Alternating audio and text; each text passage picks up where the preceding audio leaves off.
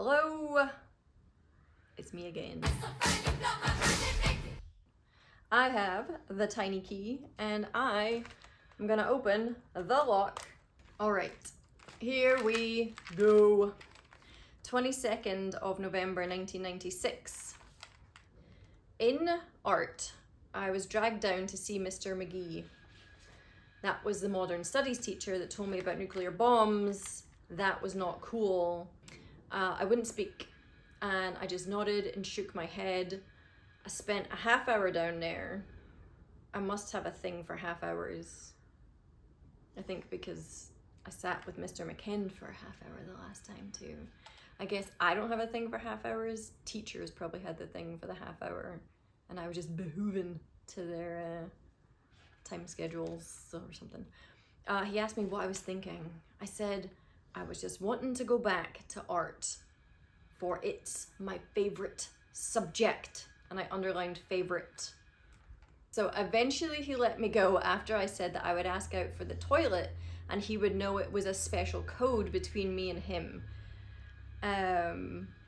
So I think to resolve my anxiety and stress in modern studies, having to learn about modern study things, we decided that I would have a code with him that if there was anything upsetting me and I didn't want to listen to it, I could just say, I need to go to the toilet and I would be excused from the class, which is actually really nice.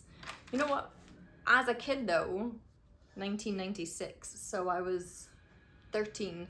As a 13-year-old, I took this as an inconvenience. Whereas now, as a not 13-year-old, I would have been out of class every day. Every time I would have been like, I need to go to the toilet. This is really stressing me out, sir. Everything is stressful. It's 22:28. Oh, at night, it must be 22:28. It's 22:28 and Children in Need has raised $6 million. Pounds. Oh my gosh, that just slipped out. Children in Need has raised £6 million. Wow. Imagine if I had that amount. I am a child in need still. Anyway, I guess I didn't imagine for too long, but I wonder what I would have imagined at that age. I probably would have imagined having a house and a big TV and maybe a horse and my own swimming pool. I didn't really have much that I wanted, you know, just a swimming pool and a horse. You know, how much can they cost? Hopefully under £6 million, because that's how much I was dreaming about having. Anyway, it literally says anyway. Mr. Hassett said nothing. Claire Lindsay and I, that was the librarian that we would try to resign from our little library posts. Claire and Lindsay and I all went up at interval. And he hadn't even seen our passes, so he didn't even know that we'd done a dramatic resigning. I remember I ran to the bus stop all fast because I was scared that he was chasing me. So I guess he didn't even know and he wasn't chasing me because like the world doesn't revolve around me. Hard to understand sometimes. So this time we left them on his desk so that it was super obvious. Amanda went up at lunch. Claire and I went to watch Doctor Who. Oh. I don't remember that. And why would we watch Doctor Who during school? We saw bull sperm in science. It was hooked up to a special camera which showed it on a telly. We then saw about liquid nitrogen. We saw it evaporating on the floor. I went and pushed Chris off of the sofa and he fell and smashed his head. Why do I do everything wrong? Well, don't push your little brother off a sofa and make him hit his head, and maybe you won't feel like you're doing everything wrong, Vicky. The liquid nitrogen is what I get on my verrucas. That's embarrassing. I used to have so many verrucas. I can't even tell you how many verrucas I used to have. They used to be all over my feet, and for a while I would get excused from school to go to the wart clinic on a Tuesday, every second Tuesday, and I would have those things burnt off with liquid nitrogen, and then I would have to go to young women activities and be walking around with painful burny feet for the rest of the day. That was not fun. And it didn't really do much because I ended up getting rid of them by just using the little paint on stuff. But this was my secret. I'm not a doctor, BT dubs. But my secret was I would paint on the stuff in the morning, put my sock on, and then when I would take my sock off at night, it would kind of take off the layer from the morning, and then I would paint a layer on at night. So I actually used it twice a day rather than just once a day, and they all went away. Oh, there we go. Who knew that consistency was a good thing?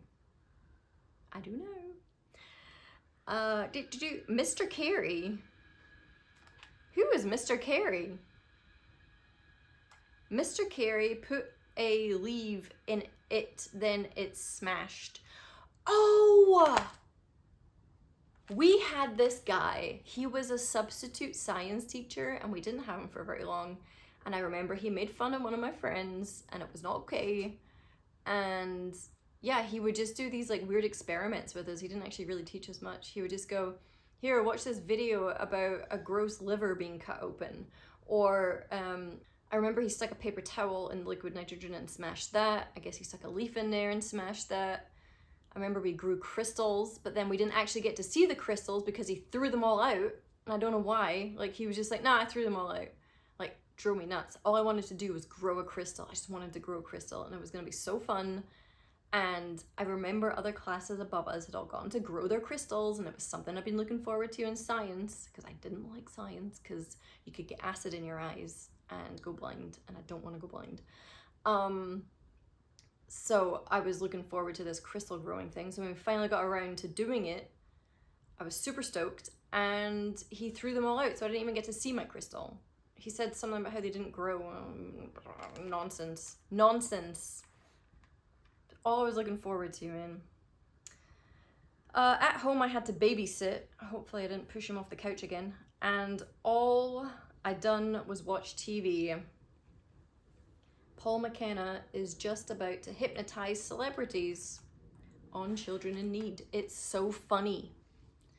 I recognize the name Paul McKenna, couldn't tell you much more about him. I guess he hypnotizes people and celebrities, and was doing it this night for Children in Need.